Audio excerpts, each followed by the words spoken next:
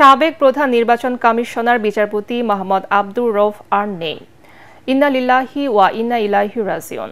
সকালে রাজধানীর একটি বেসরকারি হাসপাতালে চিকিৎসাধীন অবস্থায় তিনি মারা যান। বিচারপতি আব্দুর রউফ দীর্ঘদিন যাবৎ হৃদরোগ, ফুসফুস, কিডনি ও বার্ধক্যজনিত রোগে আক্রান্ত ছিলেন। তার বয়স হয়েছিল 92 বছর।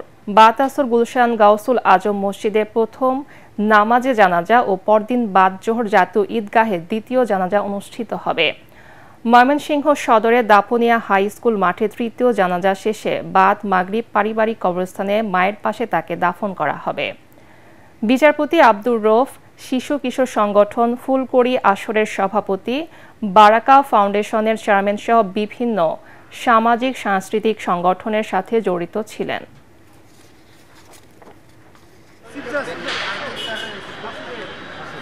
বাদ আসর জানাজা হবে আপনার গাউসুল আজম মসজিদে, সুপ্রিম কোর্ট প্রাঙ্গণে, ঈদগাহ ময়দানে, কারণ ওটা ওনার খুব প্রিয় জায়গা ছিল।